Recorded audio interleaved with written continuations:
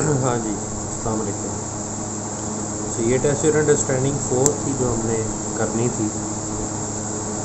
अब इसमें अगर आप देखो ना तो उसने सबसे पहले दी हुई है सेल्स उसने जनवरी की भी दी हुई हैं, फरवरी की भी दी हुई है, मार्च और अप्रैल की भी दी हुई है। इसी तरह कॉस्ट ऑफ प्रोडक्शन भी दी हुई है, यानी कॉस्ट ऑफ सेल्स चारों महीनों की। अब ये एक उसने दिया हुआ इंक्रीज़ और डिक्रीज़ इन इन्वेंट्री। अब इसको ये समझ लो कि ये इंक्रीज़ और डिक्रीज़ इन इन्वेंट्री क्या होगा।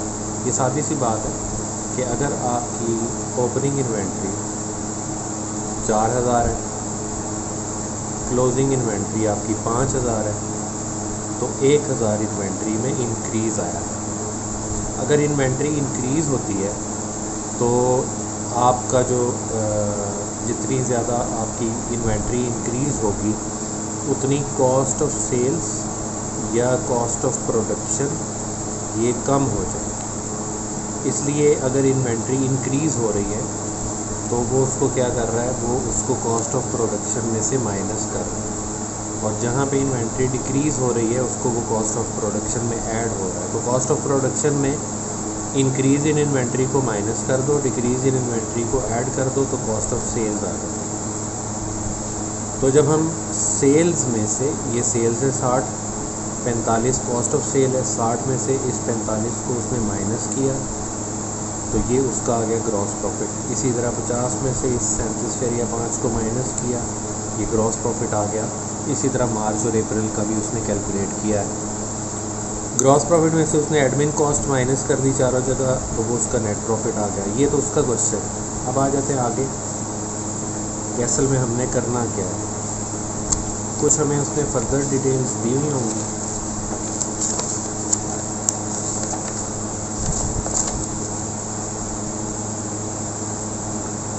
पहला पॉइंट वो कहता है कि 40% of production cost relates to direct material. कि हमने अभी जो पीछे प्रोडक्शन कॉस्ट देखी है ना, ये 50 प्रोडक्शन कॉस्ट यहाँ जो लिखी हुई है उसमें 50 और 55 और 32 और 50, इसमें वो कह रहा है कि जो 40% है वो मटेरियल है, 40% मटेरियल कॉस्ट है ये, और bought in month prior to the month in which they are used. कि जो मटेरियल आपने जिस महीने में लगाया है असल में वो ख़रीदा उससे पिछले महीने में, यानी जनवरी में जो आपने इस 50 पे 40% $20 का मटेरियल लगाया है या 20,000 का मटेरियल लगाया है जनवरी में, ये आपने ख़रीदा पिछले दिसंबर में था। जो मटेरियल 55 का 20% कैलकुलेट करेंगे 11,000 आ जाएगा। 11,000 का मटेरियल आपने यूज़ तो फरवरी में किया लेकिन परचेज़ हमने जनवरी में किया था। मार्च में जो कॉस्ट ऑफ प्रोडक्शन है वो 32,500 है, उसका जब हम 20% कैलकुलेट करेंगे तो वो 6,500 आ जाएगा। 6,500 का मटेरियल हमने यूज़ मार्च में किया है लेकिन हमने उसको परचेज़ फरवरी में किया है, ये कहना चाह रहा है वो। और वो कहता है कि purchases are paid for 1 month after purchases. कि हमने अगर कोई मटेरियल दिसंबर में परचेज़ किया है तो उसकी पेमेंट जनवरी में होगी, जो जनवरी में परचेज़ किया है उसकी पेमेंट फरवरी में होगी, जो फरवरी में परचेज़ किया है उसकी पेमेंट मार्च में होगी। 30% of production cost relates to direct labour, यानी वो जो प्रोडक्शन कॉस्ट है उसका 30% लेबर के साथ रिलेट करता है। और labour is paid for when it is used. कि जो जनवरी की लेबर है वो जनवरी में ही पे हो जाएगी, फरवरी की लेबर फरवरी में पे हो जाएगी, मार्च की लेबर मार्च में पे हो जाएगी। The reminder of production cost is production overhead. 40% material है, 40%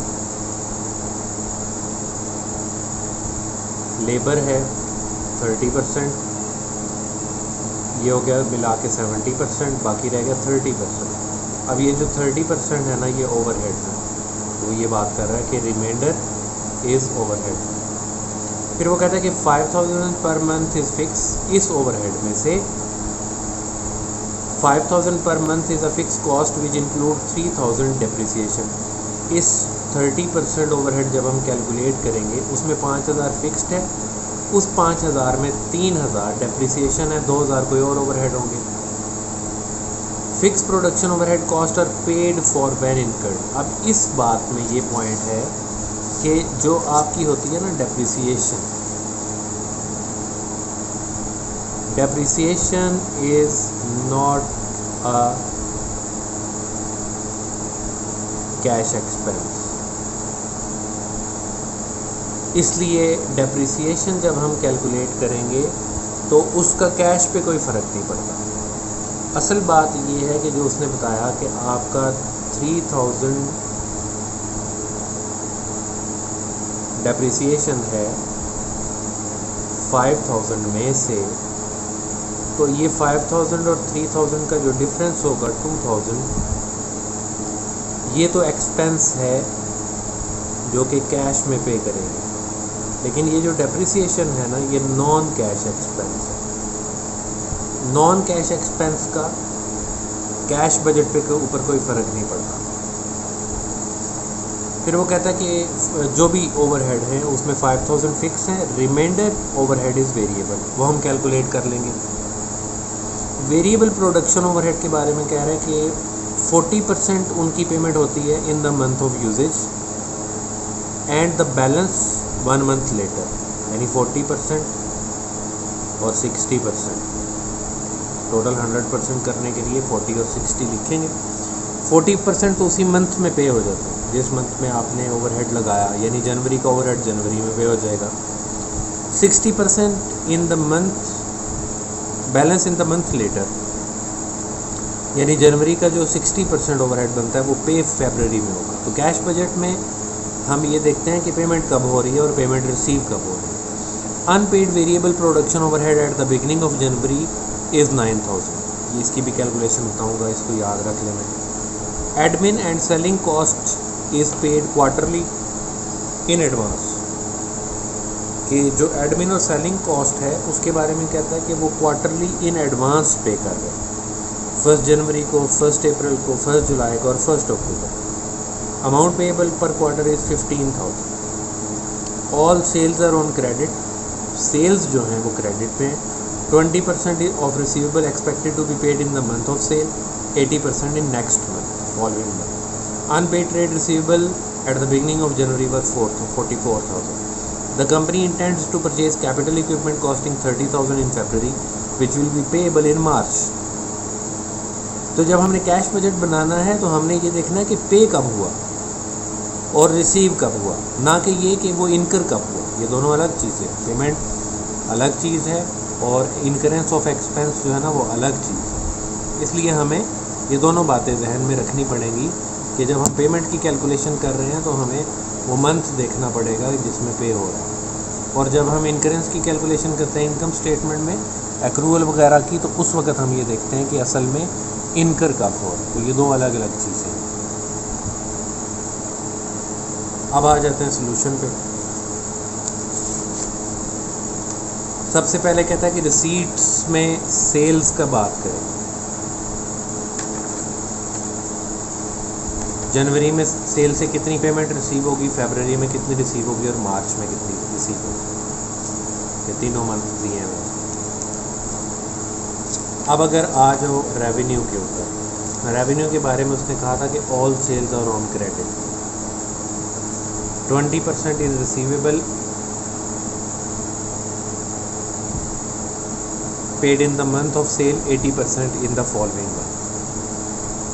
अब जब हम कैलकुलेशन करेंगे तो कैलकुलेशन इस तरीके से करेंगे कि सबसे पहले तो हम क्वेश्चन के पीछे चले जाते हैं। जनवरी की सेल्स हैं 60, फरवरी की सेल्स हैं 50, मार्च की 70 और अप्रैल की 60।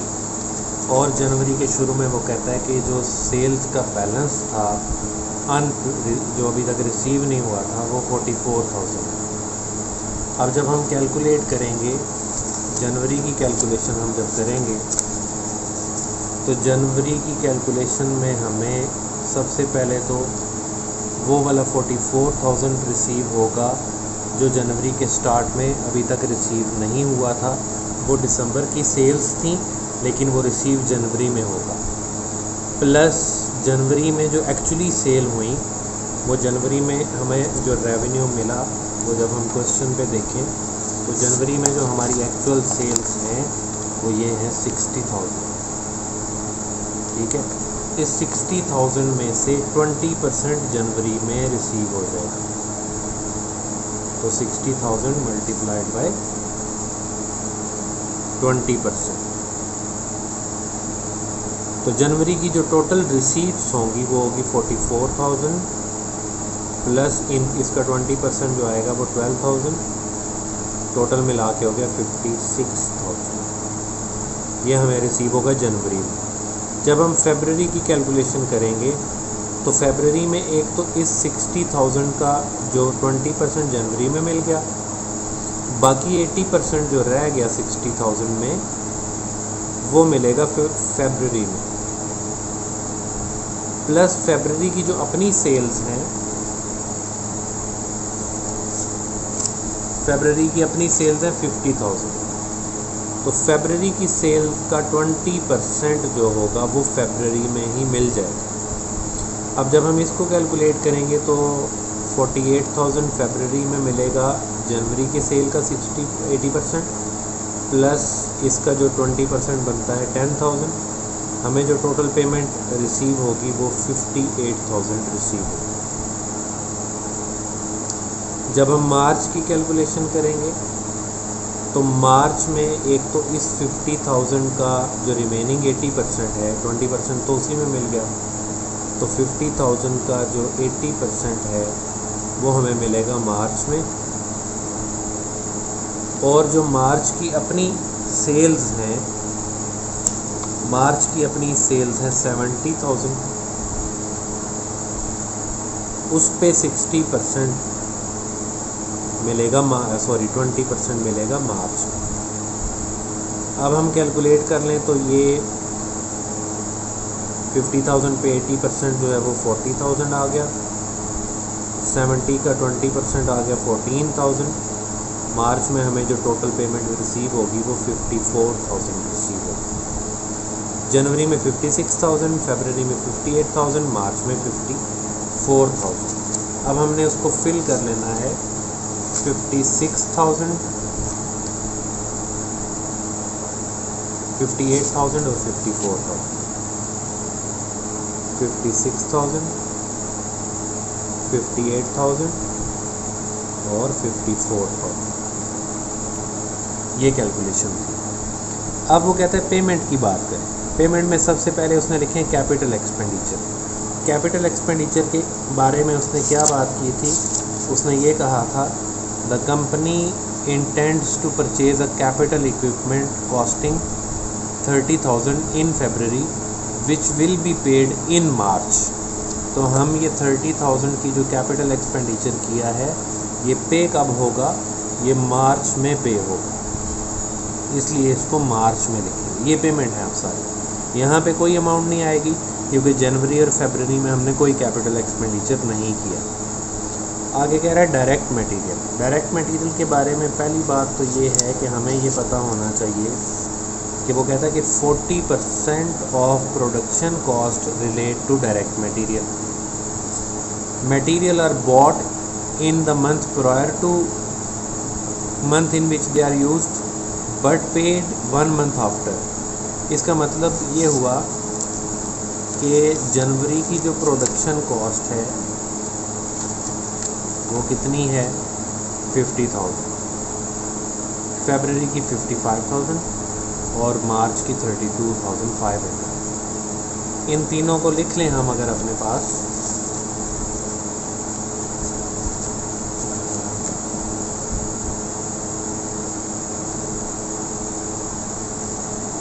$50,000, 55,000 और 32,500। ये है जनवरी और ये फेब और ये मार्च। तो हमें उसने बोला कि ये जो कॉस्ट है इसका 40% मटेरियल, यानी टोटल प्रोडक्शन कॉस्ट का 40% एंड 40%, 20,000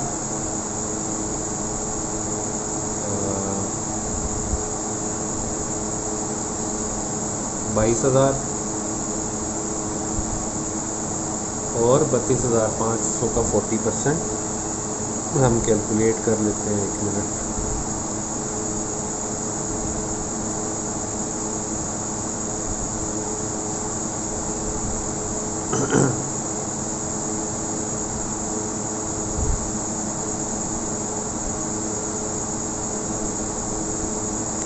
तो वो आ जाता 13,000।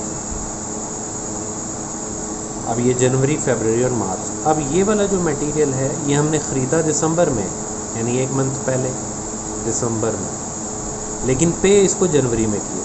ये वाला मटेरियल ख़रीदा जनवरी में है, पे फरवरी में किया। ये वाला मटेरियल ख़रीदा फेब में है, पे मार्च में किया। हमने ये देखना है कि पे कब हुआ।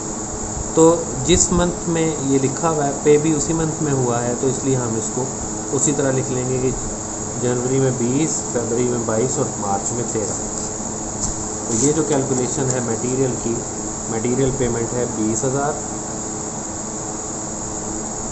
22,000 और 13,000। ठीक है जी, ये मटेरियल की कॉस्ट हमने पे की। फिर है लेबर के बारे में उसने हमें ये बोला कि आपकी जो टोटल प्रोडक्शन कॉस्ट है उसका 30% लेबर है। तो पहले तो हम प्रोडक्शन कॉस्ट का ले लेते हैं 30%। 50,000 का 30%, ये लेबर की कैलकुलेशन हो रही है। ये मटेरियल की कैलकुलेशन थी।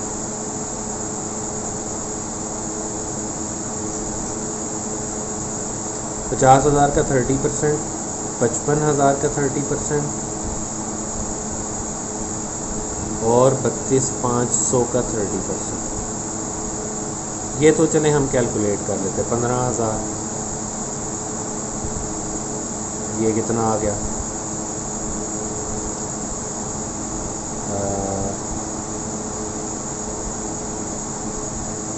16,500 और ये कितना आ गया?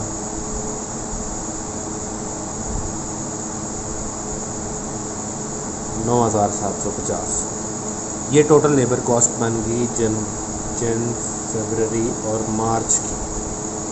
लेकिन हमें उसने पेमेंट के बारे में जो बात की है ना, पेमेंट के बारे में वो ये कहता है कि जो लेबर है वो उसी मंथ में पे हो जाती है जिस मंथ में यूज़ हो। इसलिए जो जनवरी की लेबर है वो जनवरी में पे हो जाएगी, जो फरवरी की लेबर है वो फरवरी में पे हो जाएगी और जो मार्च की लेबर है वो मार्च में पे हो जाएगी। तो हम उनको उसी मंथ में लिखेंगे जिस मंथ में वो हमने इनकर की, तो पे भी उसी मंथ में ही होगा। तो 15,000, 16,500 और 97,50। 15,000, 16,500 और 9,750। ये हो गई लेबर की पेमेंट। फिर वो कहता है फिक्स प्रोडक्शन ओवरहेड। अब बात हमने शुरू में की थी कि जो फिक्स प्रोडक्शन ओवरहेड्स हैं वो हैं कितने?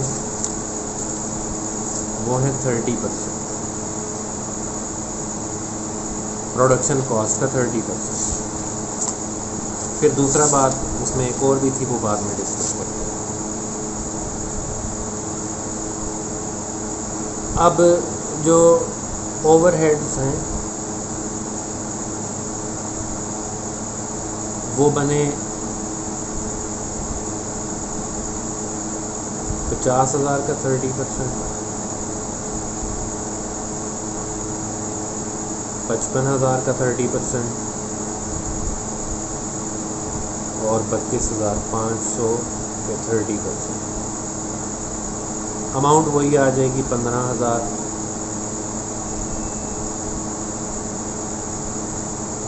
16,500 और 9,750। ठीक है जी। अब इसमें उसने बोला कि ये जो ओवरहेड हैं इसमें 5,000 फिक्स हैं हर मंथ, 5,000, और बाकी जो हैं वो वेरिएबल। अब इसकी कैलकुलेशन देख लें।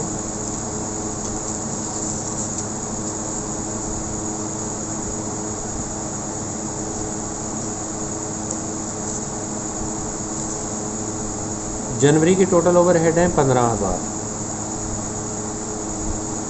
15,000 में 5,000 फिक्स है। फरवरी में टोटल ओवरहेड हैं 16,500, इसमें से 5,000 फिक्स है। और मार्च में टोटल ओवरहेड है 9,750, इसमें 5,000 फिक्स हैं। तीनों में से 5-5 हज़ार माइनस कर दें तो बाकी वेरिएबल ओवरहेड जो आएंगे, जनवरी के वेरिएबल ओवरहेड जो हैं वो 10,000 रह जाएंगे, फरवरी के वो 11,500 रह जाएंगे, और मार्च के रह जाएंगे 4,750। ये वेरिएबल है। फिक्स कितने हैं? 5,000, 5,000, 5,000। फिर दूसरी बात उसने की है कि इस 5,000 में 3,000 तो है डेप्रिसिएशन। अब डेप्रिसिएशन क्योंकि नॉन कैश एक्सपेंस है, ये डेप्रिसिएशन है, ये नॉन कैश एक्सपेंस है, इसलिए इसका कैश बजट के ऊपर कोई इम्पैक्ट नहीं होता। बाकी जो 2,000 बच गया ये तीनों महीनों की कॉस्ट में फ़िक्स ओवरहेड के तौर पे माइनस करेंगे। अब बेसिकली उसने हमें क्या कहा था कि कैश बजट बनाएं। तो कैश बजट में सिर्फ हम वो चीज़ें लिखते हैं जो कैश को अफेक्ट करती हैं। तो फिक्स प्रोडक्शन ओवरहेड है तो 5,000, लेकिन उसमें 3,000 जो डेप्रिसिएशन है वो कैश को अफेक्ट नहीं करेगी। जब वो कैश को अफेक्ट नहीं करेगी तो हम उसको उस कैश बजट में नहीं लिखेंगे, सिर्फ जो 2,000 कैश को अफेक्ट करेगा वो लिखेंगे।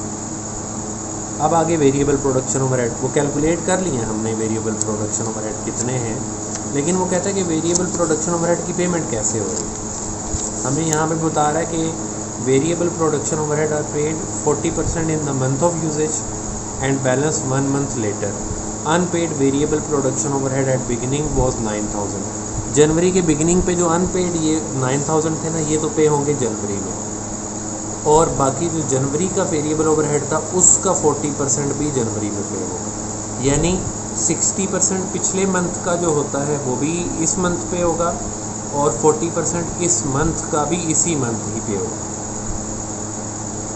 अब इसको कैलकुलेट अगर कर लें, हमने अमाउंट तो लिख लिया उसकी,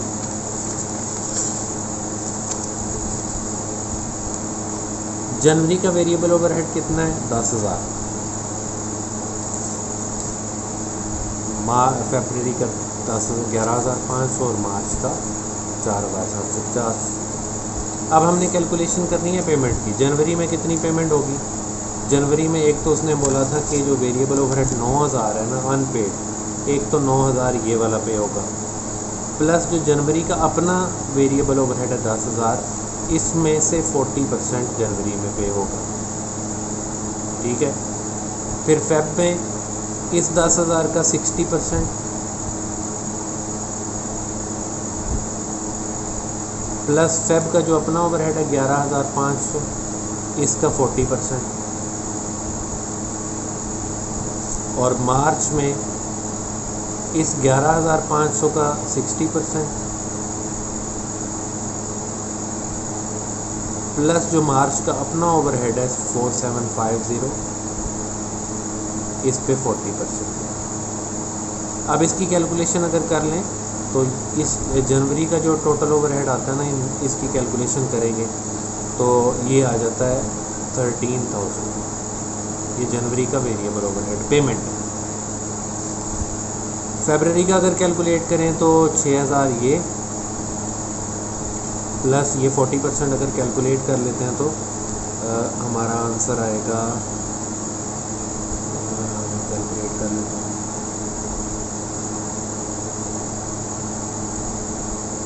4,600। ये 4,600 बनेगा। इसको और इसको ऐड कर लो तो ये बन गया 10,600। ये है फरवरी में पेमेंट। और जब मार्च की कैलकुलेशन करोगे तो वो आ जाएगा 11,500 का 60%, इसकी अमाउंट बनती है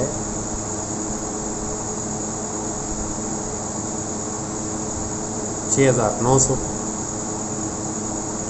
प्लस 4,750 का 40%, वो अमाउंट बनेगी 1,900। इन दोनों को ऐड कर लेंगे तो वो आ जाएगा हमारा 8,800, ये मार्च का। तो 13,000, 10,600 और 8,800, ये हम लिख देंगे यहाँ 13,000, 10,600 और 8,800। फिर एडमिन और सेलिंग ओवरहेड। एडमिन और सेलिंग ओवरहेड के बारे में उसने हमें क्या बात की थी, उसने हमें बोला था कि admin and selling cost are paid quarterly in advance. एक क्वार्टर की है 15,000, पहली पेमेंट होगी जनवरी में, फिर दूसरी पेमेंट होगी जाके अप्रैल में। हमने जो बनाना है वो बनाना है जनवरी और फरवरी और मार्च में। तो पहली पेमेंट एडमिन ओवरहेड की होगी 15,000 जनवरी में, फिर फेब में भी नहीं है, मार्च में भी नहीं है, आगे अप्रैल में होगी। तो अप्रैल का क्योंकि हमने बनाना नहीं तो इसलिए अब इन सारे को टोटल कर लें, इस सारे को टोटल कर लें और इस सारे को टोटल कर लें। तो 20 और 15 35 और 2 37 और 13 50 और 15 65,000 टोटल आउटफ्लो आ गया जनवरी में। इसको ब्रैकेट में लिख लेंगे। 22 और 2 24 और 40,500 50,500 और 600 51,100 51,100, ये आउटफ्लो हो गया फेब में। और मार्च में अगर देखो तो 30 और 13 43 और 2 45 और 9 54 और 62,800 63,550, ये टोटल आउटफ्लो हो गया फेब में। अब ये जो इनफ्लो था यानी सेल्स, इसमें से आउटफ्लो माइनस करेंगे। हमें कैश का ओपनिंग बैलेंस पहले दिया होगा कहीं ना कहीं, कहता है बैंक बैलेंस ऑन 1 जनवरी वो 5,000 था एक्सपेक्टेड ओवरड्रॉन। ओवरड्रॉन का मतलब ये होता है कि आपका नेगेटिव बैलेंस था, इसलिए हम 1 जनवरी का जो ओपनिंग बैलेंस था ना वो यहाँ पे लिख लेंगे 5,000 नेगेटिव। अब 56 में से 65 माइनस करेंगे तो नेगेटिव आंसर आ जाएगा 9,000। यानी नेट कैश फ्लो का मतलब होता है cash inflow 56,000 minus cash outflow 65,000। इसका जो क्योंकि आउटफ्लो ज़्यादा है तो आंसर नेगेटिव आएगा। अब ये भी आंसर नेगेटिव, ये भी आंसर नेगेटिव, दोनों ऐड हो जाएंगे और टोटल आंसर 14,000 नेगेटिव आएगा। अब ये जो 14,000 क्लोजिंग बैलेंस है जनवरी का, ये फेब में ओपनिंग बैलेंस की जगह आ जाएगा। यहाँ पे फेब की डिटेल ये है कि फेब का इनफ्लो 58,000 था, आउटफ्लो 51,100 था, तो 6,900 पॉजिटिव आएगा क्योंकि पॉजिटिव फिगर बड़ी है, नेगेटिव फिगर छोटी है। अब ये पॉजिटिव और ये नेगेटिव दोनों आपस में सब्ट्रैक्ट हो जाएंगे। जब हम दोनों को सब्ट्रैक्ट करेंगे तो हमारे पास जो आंसर आएगा वो आएगा 7,100, लेकिन आएगा नेगेटिव ही क्योंकि नेगेटिव फिगर बड़ी है। ये क्लोजिंग बैलेंस यहाँ का ओपनिंग बैलेंस होगा। अब इसमें अगेन हम कैलकुलेशन करेंगे तो इनफ्लो कम है, आउटफ्लो ज़्यादा है, तो इसमें से ये जब हम माइनस करेंगे 63,550 और 54,000 का जब हम डिफरेंस निकालेंगे तो वो हमारे पास आ जाएगा 9,550। कैलकुलेशन की कोई गलती हुई तो वो आप देख लेंगे। अब ये दोनों नेगेटिव फिगर्स हैं, ऐड हो जाएंगी 16,650, ये आ जाएगा आंसर क्योंकि नेगेटिव नेगेटिव ऐड होंगी तो आंसर भी नेगेटिव होगा। तो ये हमारा क्लोजिंग बैलेंस इस तरीके से आएगा। तो ये टेस्ट योर अंडरस्टैंडिंग अगर 2 दफ़ा देखो 3 दफ़ा इसका सोल्यूशन तो ये समझ आ जाएगी। ये कैश बजट इसी तरीके से बनाया जाता है। असल में इसमें क्वेश्चन को अंडरस्टैंड करना और क्वेश्चन का डाटा याद रखना ज़्यादा इम्पोर्टेंट है। तो ये अंडरस्टैंडिंग होगी तो बाकी लेक्चर फिर इसका अलग बनाते हैं।